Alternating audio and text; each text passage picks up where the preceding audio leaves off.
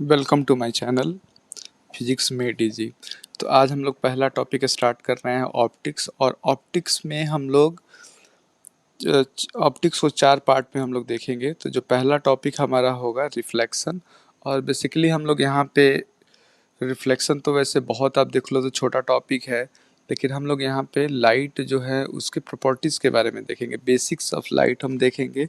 फिर दूसरा आपका जो टॉपिक हम लोग लेंगे पूरा रिफ्रैक्शन है ना, तो spherical mirror, spherical lens, prism, ये सारा आप देखोगे।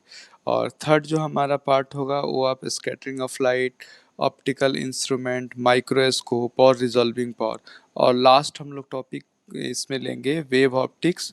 इसमें हमारा आ जाएगा इंटरफेरेंस या हम कह लें डबल यंग्स डबल एक्सपेरिमेंट और फिर आपका डिफ्रैक्शन। ठीक है, तो अब हम लोग चल रहे हैं ऑप्टिक्स पे बात कर लें।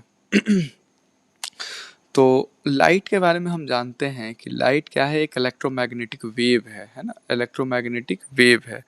तो सबसे पहले हम लोगों को इलेक्ट्रोमैग्नेटिक वेव के बारे में पता होना चाहिए। तो इलेक्ट्रोमैग्नेटिक वेव की अगर आपसे बात करी जाए तो इलेक्ट्रोमैग्नेटिक वेव्स क्या होती हैं, नॉन मैकेनिकल वेव का मतलब इनके लिए मीडियम की रिक्वायरमेंट नहीं होती है ना, मीडियम की रिक्वायरमेंट नहीं होती है। और दूसरा ये हमारा ट्रांसवर्स वेव होता है, यानी कि जो मीडियम का प्रोपोगेशन होता है, मीडियम पार्टिकल का जो प्रोपोगेशन होता है, ये प्रोपोगेशन ऑफ वेव के परपेंडिकुलर होता है। और यहाँ पे कोई मीडियम पार्टिकल है नहीं, तो क्या प्रोपोगेट करता है, तो इलेक्ट्रिक फील्ड और मैग्नेटिक फील्ड है ना। तो अगर हम कह लें इलेक्ट्रोमैग्नेटिक वेव किसके फॉर्म में आगे मूव करती है, तो इलेक्ट्रिक फील्ड और मैग्नेटिक फील्ड के फॉर्म में। अच्छा, अब दूसरी चीज़ हम लोग यहाँ पे ये याद रखेंगे कि जो स्पीड होता है इलेक्ट्रोमैग्नेटिक वेव का, ये 3 × 10⁸ मीटर पर सेकेंड। तो ये तीनों प्रॉपर्टी हमारा लाइट का भी है और ये तीनों प्रॉपर्टी हमारा इलेक्ट्रोमैग्नेटिक वेव का भी। तो आप इलेक्ट्रोमैग्नेटिक वेव से आप याद रखोगे। ठीक है, पहला नॉन मैकेनिकल वेव मतलब मीडियम की रिक्वायरमेंट नहीं है, दूसरा ट्रांसवर्स वेव, और तीसरा इनका स्पीड जो एयर में या वैक्यूम में हम कह लें तो 3 × 10⁸ मीटर पर सेकेंड होता है। ठीक है, चलिए अब आप देख लो कि इलेक्ट्रोमैग्नेटिक वेव, अभी आपने थोड़ी देर पहले बात करी। पहले हम लोग इसको देख लेते हैं इलेक्ट्रोमैग्नेटिक स्पेक्ट्रम को, फिर हम लोग चलेंगे थोड़ा सा और उस पर डिटेल्स में देखेंगे आप। तो ये जो स्पेक्ट्रम है, इस स्पेक्ट्रम मतलब कि बहुत सारे वेव्स को एक लाइन में हम लोग दिखा रहे हैं, कुछ प्रॉपर्टी जो है उनके बेसिस पे। तो हम यहाँ पे देखें तो कौन सा प्रॉपर्टी इन सब का अलग है, तो आप देख लो जैसे आप राइटवर्ड मूव करोगे तो इनकी एनर्जी क्या हो रही है, बढ़ रही है, फ्रीक्वेंसी क्या हो रही है, ये भी बढ़ रही है, लेकिन वेवलेंथ क्या हो रहा है, ये घट रहा है। ठीक है, तो अगर आपसे पूछा जाए कि कौन से वेव हैं जिनका कि मैक्सिमम वेवलेंथ होता है, तो रेडियो वेव, यानी जो लेफ्ट में होगा उसका सबसे ज़्यादा क्या होगा भाई, वेवलेंथ, और जो राइट में होगा उसका एनर्जी ज़्यादा और फ्रीक्वेंसी भी ज़्यादा। तो ये हम लोग याद रख सकते हैं। चलो, एनर्जी का इक्वेशन आपको पता होगा, E = hc/λ। एच क्या है, Planck constant, C speed of light, lambda, तो लेमडा क्या है भाई, वेवलेंथ, और c/λ को हम लोग लिख सकते हैं न्यू, या इसी को हम लोग फ्रीक्वेंसी कहते हैं। ठीक है, तो अगर एनर्जी बढ़ेगा तो आप दोनों इक्वेशन से देख लो कि फ्रीक्वेंसी भी बढ़ना चाहिए, लेकिन वेवलेंथ क्या होगा, ये डिक्रीज करेगा। ठीक है, चलिए तो अब आप देख लो कि ये जो भी हमारी वेव्स हैं, ये तो सिमिलैरिटी हमने देखा था अभी कि नॉन मैकेनिकल वेव हैं, ट्रांसवर्स वेव हैं, और सबका स्पीड 3 × 10⁸ मीटर पर सेकंड होता है। और डिसिमिलैरिटी क्या हो गई कि सबका एनर्जी अलग अलग है, सबका फ्रीक्वेंसी अलग अलग है, और सबका वेवलेंथ अलग है। देखो एक और प्रॉपर्टी है, आप देखो केवल यही जो रीजन है विबग्योर, तो विबग्योर जिसको आप विजिबल रीजन कहते हो, इनको छोड़ के बाकी जो भी वेव्स है ना, ये हमें नहीं दिखाई देती हैं, हमें नहीं दिखाई देती हैं, मतलब ये इनविजिबल होती हैं। ठीक है, ये इनविजिबल होती हैं। तो जो हमें इलेक्ट्रोमैग्नेटिक स्पेक्ट्रम पे जो पार्ट हमें देखने में हेल्प करता है, उसी को क्या कहते हो आप, विजिबल रीजन, या आप कह लो उसको लाइट। और इसका रेंज आप याद रख सकते हो कि वायलेट का सबसे कम 400 नैनोमीटर, रेड का सबसे ज़्यादा 700 नैनोमीटर। और एमस्ट्रंग में देख लें तो ये 4000 एंगस्ट्रम किसका है, वायलेट का, और 7000 एंगस्ट्रम है रेड का। नैनोमीटर 10⁻⁻9 मीटर, और एक angstrom is equal to 10⁻⁻10 metre. ठीक है, तो ये हमारा बेसिक्स थोड़ा सा था, और हम लोग थोड़ा सा देख लेते हैं जिसपे बहुत सारे क्वेश्चन आपसे पूछे जाते हैं। तो अभी हमने देखा कि जो आपका इलेक्ट्रोमैग्नेटिक वेव है किसके फॉर्म में आगे मूव करती है, तो इलेक्ट्रिक फील्ड और मैग्नेटिक फील्ड के फॉर्म में। तो ये अक्सर क्वेश्चन पूछा जाता है कि आप बता दो प्रोपोगेशन का डायरेक्शन। तो डायरेक्शन ऑफ प्रोपोगेशन, तो हम कह रहे हैं प्रोपोगेशन ऑफ इलेक्ट्रोमैग्नेटिक वेव, इसको आपको बताने के लिए कैसे हम लोग बताते हैं, तो ई क्रॉस बी। किससे भाई, ई क्रॉस बी। तो ई क्रॉस बी से हम लोग प्रोपोगेशन के डायरेक्शन को हम लोग बताते हैं। अब देखो ई क्रॉस बी मतलब क्या है, ये ए क्रॉस बी। तो ए क्रॉस बी आप जानते हो, ए बी साइन थीटा और इनटू एन का वेक्टर। ठीक है, और एन क्या है, यूनिट वेक्टर है जो perpendicular to both vector A and vector B. ठीक है, ये हम लोगों को पता है। अब आप देख लो, आई क्रॉस आई अगर आपसे पूछा जाए, तो आई क्रॉस आई दोनों के बीच एंगल क्या है, जीरो, तो साइन जीरो जीरो। वैसे ही जे क्रॉस जे, और फिर आपका के क्रॉस के, तो ये सारा क्या हो जाएगा, जीरो। मतलब सेम वेक्टर को अगर क्रॉस प्रोडक्ट करा जाए तो उसका प्रोडक्ट क्या आएगा, जीरो।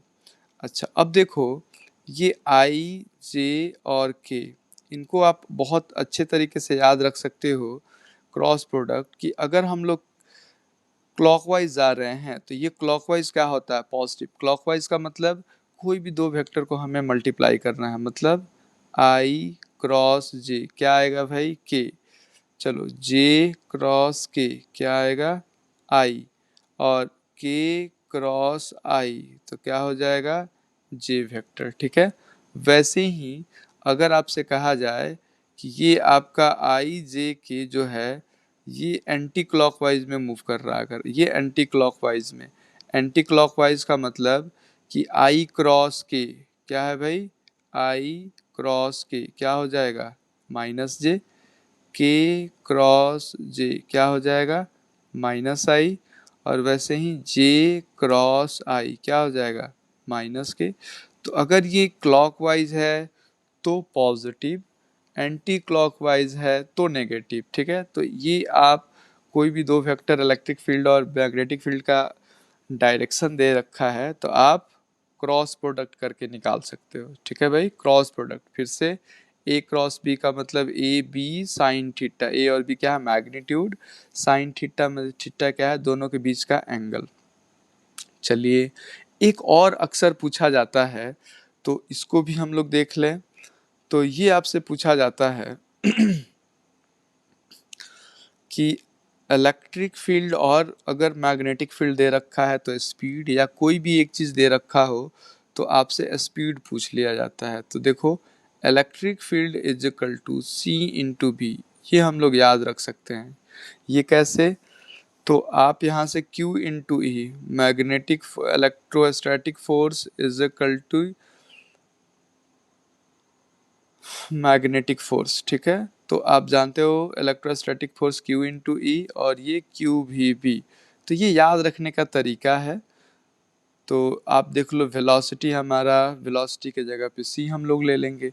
तो आप ये याद रखने का आप तरीका है, ये इक्वल नहीं है ना, लेकिन याद रखने के लिए आप याद रख सकते हो कि इलेक्ट्रोस्टैटिक फोर्स और मैग्नेटिक फोर्स को इक्वेट करो, और यहाँ से जो रिलेशन आएगा वही जो आपका इलेक्ट्रिक फील्ड, मैग्नेटिक फील्ड और स्पीड ऑफ लाइट के बीच रिलेशन आएगा। तो यहाँ से ई या सी दे रखा हो, कोई भी दो दे रखा हो, थर्ड आप निकाल सकते हो। ठीक है, चलिए, स्पीड ऑफ लाइट का एक और फॉर्मूला होता है, और ये हम लिखते हैं 1/एप्सिलॉन not into one by epsilon not into mu not का अंडर रूट।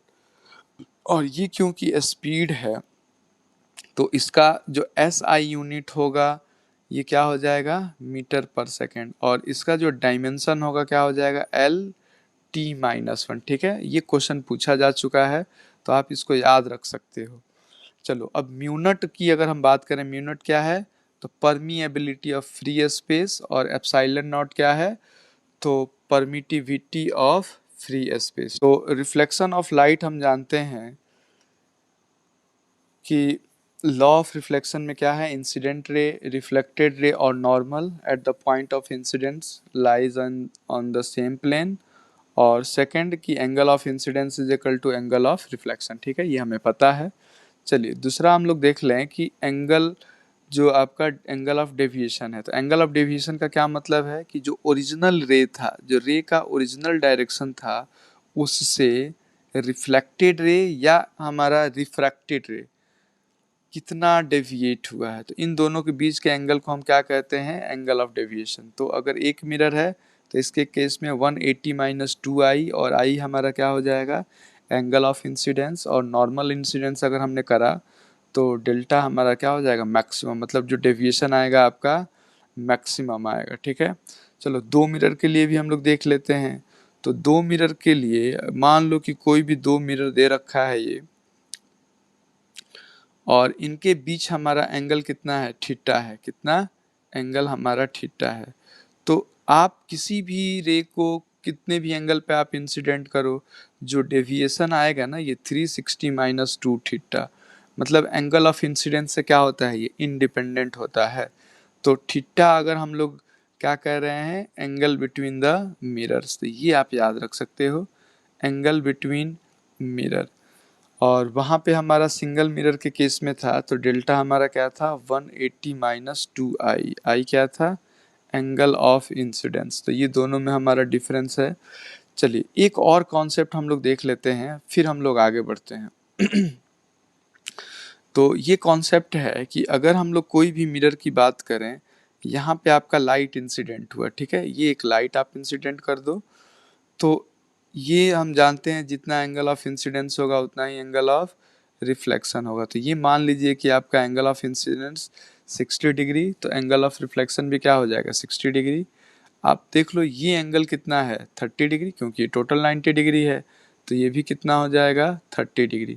तो कितना अच्छा एक रिजल्ट आया, आप इसको याद रख सकते हो क्या, कि मिरर के सरफेस से जो इंसिडेंट रे एंगल बनाता है, उतना ही रिफ्लेक्टेड रे मिरर के सरफेस से बनाएगा। ठीक है, और इस एंगल को हम कहते हैं एंगल ऑफ ग्लांसिंग भी। तो आप ये भी याद रख सकते हो, जैसे मान लो कि ये क्वेश्चन आपसे दे दिया गया कि ये हमारे पास एक रे आई, ये थीटा एंगल बनाया, तो ये कितना बनाएगा भाई, थीटा। ठीक है, तो आप बता सकते हो। चलिए क्या हम लोगों को ये पता है कि मान लो कोई भी दो पैरेलल रे हैं, इसको थर्ड रे कट कर रही है, तो ये जो हमारा एंगल होगा, ये क्या, थीटा वन थीटा टू, ये थीटा वन और सॉरी थीटा वन, ये क्या होगा, इक्वल होगा, क्रॉसपॉन्डिंग एंगल कहते हैं। ये हमारा थीटा टू और ये थीटा टू क्या इक्वल होगा, बिल्कुल इक्वल होगा। वैसे ही थीटा वन के अपोजिट ये वाला एंगल क्या होगा, थीटा वन। तो ये हम लोग याद रख सकते हैं। ठीक है, इसको आगे आप यूज करोगे। चलिए अब हम नेक्स्ट चलें, तो आप ये देख लो कि अगर किसी भी मिरर को हमने रोटेट किया थीटा एंगल से, तो रिफ्लेक्टेड रे कितने से रोटेट होगा, 2 थीटा से। ये अक्सर क्वेश्चन ये पूछा जाता है। और जो सेंस होगा रोटेशन का, जैसे हमने क्लॉकवाइज अगर मिरर को रोटेट किया है, तो जो हमारा रिफ्लेक्टेड रे भी किधर रोटेट करेगा, वो भी हमारा क्लॉकवाइज ही रोटेट करेगा। अगर एंटी क्लॉकवाइज किया होता तो एंटी क्लॉकवाइज करता। यहाँ पे आप देख लो, सेकंड में हमने दिया कि कोई एक ऑब्जेक्ट है, उसका स्पीड है u, ठीक है ना, मिरर की तरफ, तो इमेज का भी स्पीड क्या हो जाएगा, ये u, या हम कह लें v, मिरर की तरफ। ठीक है, या ऑब्जेक्ट अगर रेस्ट में है और मिरर मूव कर रहा है, तो जो हमारा इमेज का स्पीड क्या हो जाएगा, डबल हो जाएगा। ठीक है, या आप यहीं पे इस कंडीशन में velocity of image with respect to object अगर बात करोगे, तो क्या हो जाएगा, तो ये हमारा 2v हो जाएगा, twice of velocity of object हो जाएगा। ठीक है, तो ये हम लोग याद रख सकते हैं। दूसरा एक बहुत अच्छा फॉर्मूला है, इसको आप याद रख सकते हो। इन केस अगर हमारा मिरर भी कहीं पे मूव कर रहा है, तो velocity of object with respect to mirror is equal to velocity of image with respect to mirror, और इसको हम लोग लिख सकते हैं velocity of object minus velocity of mirror minus velocity of image minus velocity of mirror, ठीक है। और इन दोनों को अगर आप कोरिलेट करोगे तो ये हमारे पास आ जाएगा velocity of mirror is equal to velocity of object velocity of image divided by 2, ठीक है। एक चीज़ आपको यहाँ पे याद रखना है, वो ये है डायरेक्शन, कि अगर आपका ऑब्जेक्ट का डायरेक्शन पॉजिटिव ले रहे हैं तो इमेज का डायरेक्शन क्या हो जाएगा, नेगेटिव, क्योंकि ये वेलोसिटी है, ठीक है ना, ये वेलोसिटी है, तो इसलिए आप डायरेक्शन को याद रखोगे। चलिए अब हम चलते हैं स्फेरिकल मिरर की तरफ, ठीक है। स्फेरिकल मिरर, तो स्फेरिकल मिरर की अगर आप बात करो तो मिरर फॉर्मूला हमें पता है 1/v plus 1/u is equal to 1/f। u हमारा ऑब्जेक्ट डिस्टेंस, v हमारा इमेज डिस्टेंस और f क्या है, फोकल लेंथ, और r रेडियस ऑफ कर्वेचर। तो हमारा जो फोकल लेंथ होता है रेडियस ऑफ कर्वेचर का हाफ होता है, ठीक है। चलिए दूसरा हम देख लें मैग्निफिकेशन।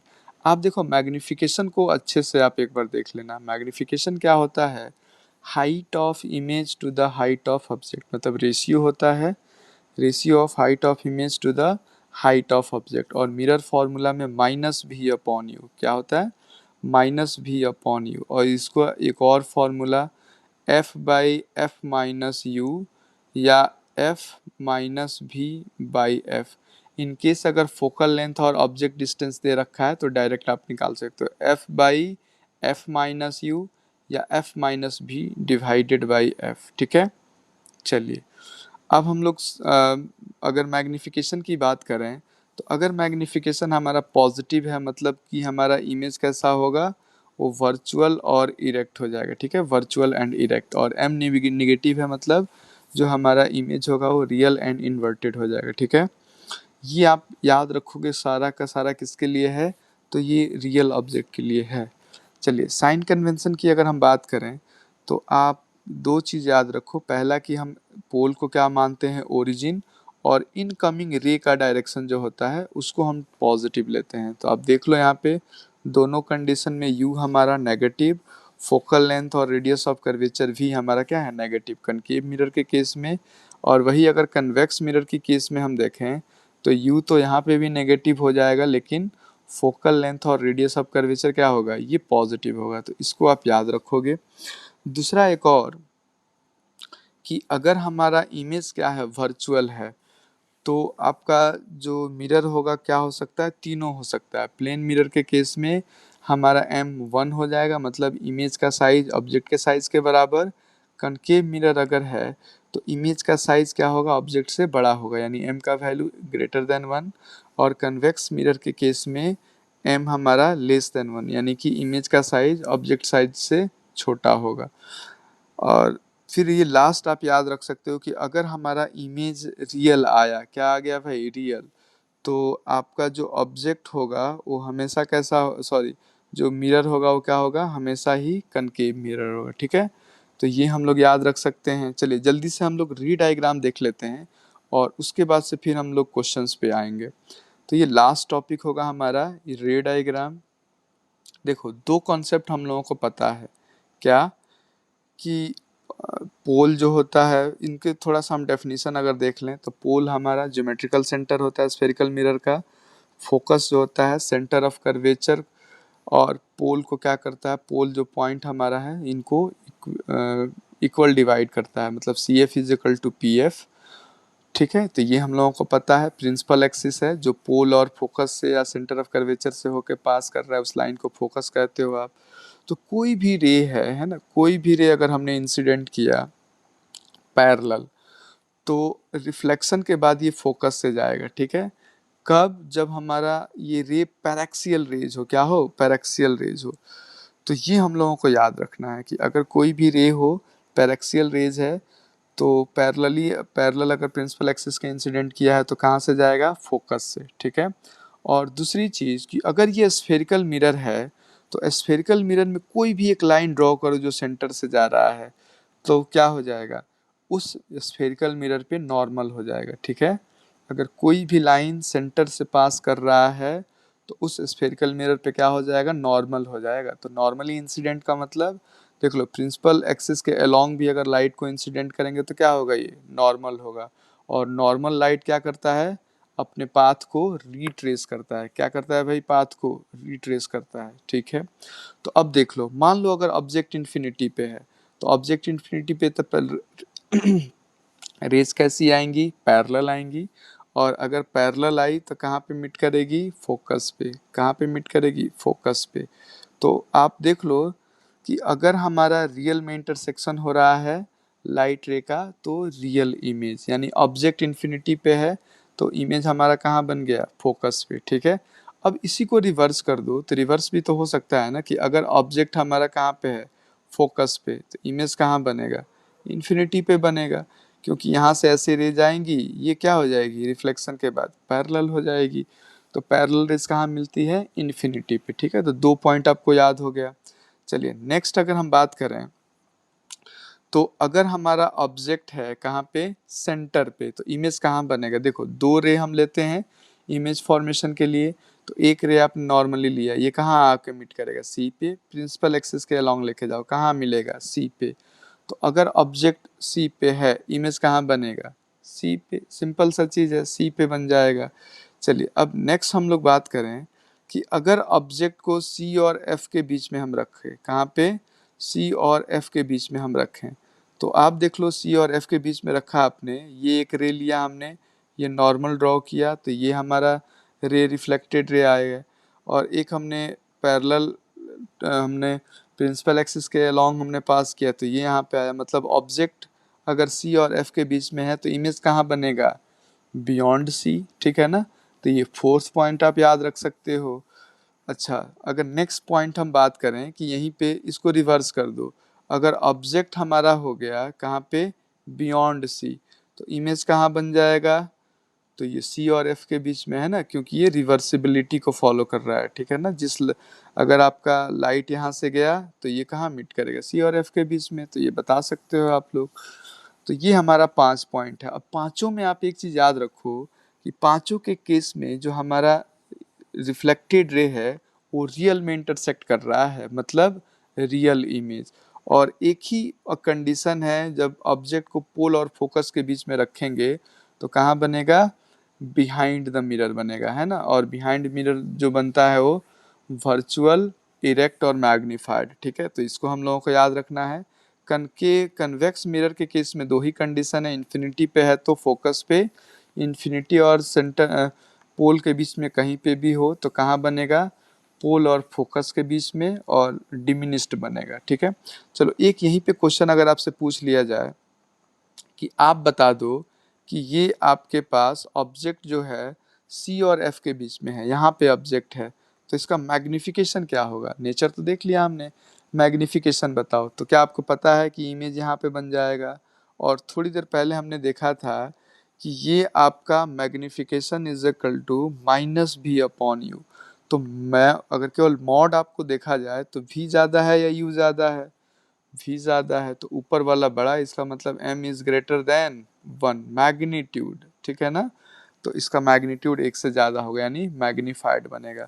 यानी अगर ऑब्जेक्ट बियॉन्ड सी रखा हुआ तो डिमिनिश्ड बनेगा। तो ये सारी चीज़ें आप कर सकते हो, ठीक है। अब हम चलते हैं जल्दी से क्वेश्चंस पे। तो ये आप देखिए, पहला क्वेश्चन है ये लास्ट ईयर का। तो क्वेश्चन आपसे पूछा जा रहा है कि which colour of the light has the longest wavelength. तो देख लीजिए, ये पहला ही हमने जो डिस्कशन करा था इलेक्ट्रोमैग्नेटिक वेव में, तो आपने देख के पहले ही टिक मार दिया होगा, क्या होगा, रेड, ठीक है ना। Red is the right answer, ठीक है। चलिए नेक्स्ट हम लोग चलते हैं।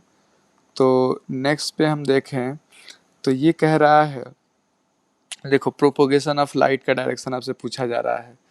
तो प्रोपोगेशन ऑफ लाइट में अगर आपसे पूछा जाए, तो देखो वेलोसिटी का डायरेक्शन क्या है, आई, यानी कि प्रोपोगेशन का डायरेक्शन है। और प्रोपोगेशन का डायरेक्शन कैसे देते थे हम लोग, ई क्रॉस बी से। किससे, ई क्रॉस बी। अब देख लो ई हमारा दे रखा है किस डायरेक्शन में, वाई, मतलब जे डायरेक्शन। तो j cross B is equal to plus i लेके जाना है। तो आप देख लो जे से के ही होना चाहिए।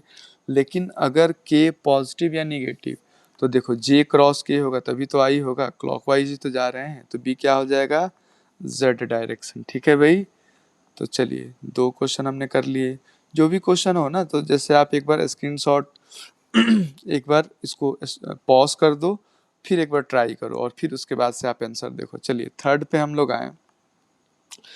तो थर्ड में आप देखो कह रहा है कि इलेक्ट्रोमैग्नेटिक वेव का फ्रीक्वेंसी दे रखा है, यहाँ पे उसका इलेक्ट्रिक फील्ड दे रखा है और उसका डायरेक्शन दे रखा है। आपसे पूछ रहा है मैग्नेटिक फील्ड का मैग्नीट्यूड। तो क्या आपको नहीं याद है कि E is equal to B into c. ठीक है, बी क्या है, मैग्नेटिक फील्ड, सी क्या है, स्पीड ऑफ लाइट। तो B is equal to E by C.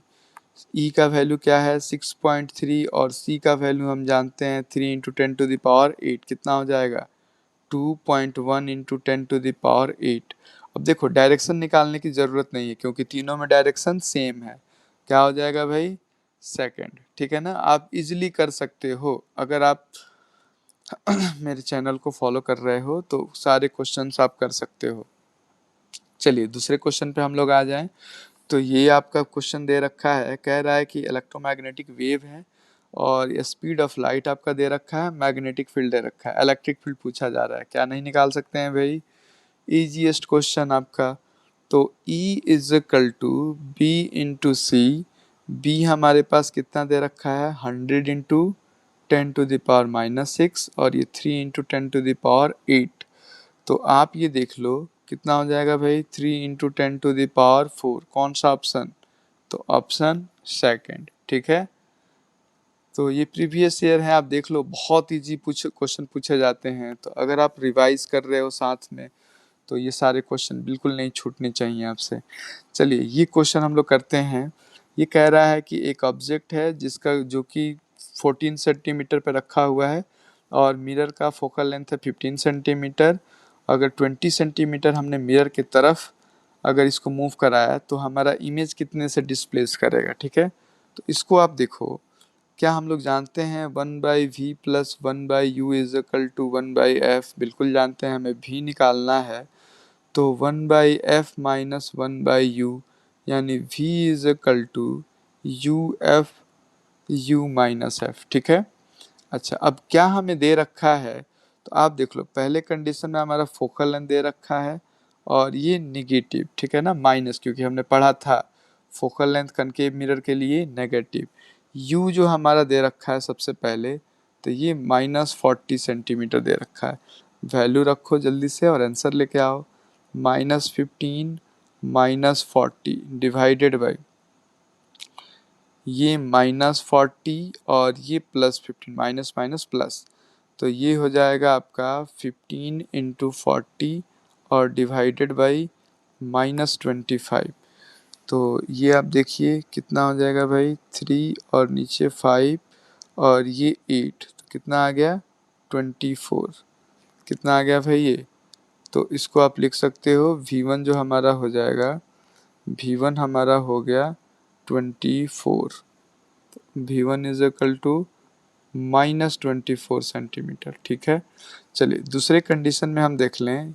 U को कह रहा है कि 20 सेंटीमीटर पास लेके गए, तो कितना हो जाएगा 20 सेंटीमीटर। अब रखो जल्दी से आप यहाँ पे, तो V2 is equal to you कितना -20 इंटू -15 -20 +15, तो ये आप देखिए हो जाएगा ये 20 इंटू 15 और डिवाइडेड बाई -5, तो ये आपका हो जाएगा -60 सेंटीमीटर। ठीक है, तो ये दूर जा रहा है, तो 60 में से 24 आप माइनस करो, तो 60 में से 24 अगर आप माइनस करोगे तो ये हो जाएगा आपका 36।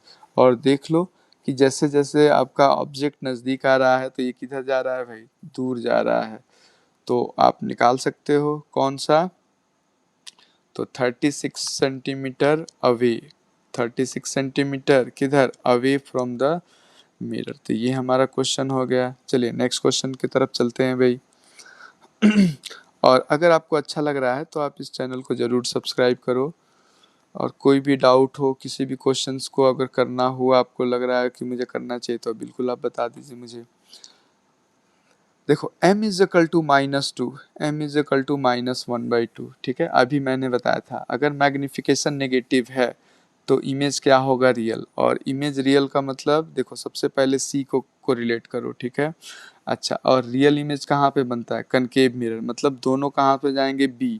तो फर्स्ट और सेकंड के लिए b और c होना चाहिए। देखो फर्स्ट के लिए b और c, बाकी किसी में है ही नहीं, तो ऑप्शन आपका सेकंड, ठीक है ना, डायरेक्ट। वैसे मैच करना हो तो देख लो आप, m+2 है यानी ज़्यादा मैग्नीफाइड है तो वर्चुअल इमेज, और मैग्नीफाइड कहाँ बनता है, कनकेव। तो आप देख लो बी एंड डी, तो देख लो ये B and D last plus half है, मतलब m 1 से छोटा है, तो कन्वेक्स मिरर और ये वर्चुअल इमेज, ठीक है। तो आप देख लो C2D, तो ये हम लोग कर सकते हैं, काफ़ी इजी क्वेश्चन था ये। चलिए नेक्स्ट क्वेश्चन पे हम लोग आए, और ये नेक्स्ट क्वेश्चन आपसे कहा जा रहा है कि दो मिरर है, दोनों को हमने इंक्लाइंड किया है किसी एंगल पे, उसी एंगल को आपको बताना है।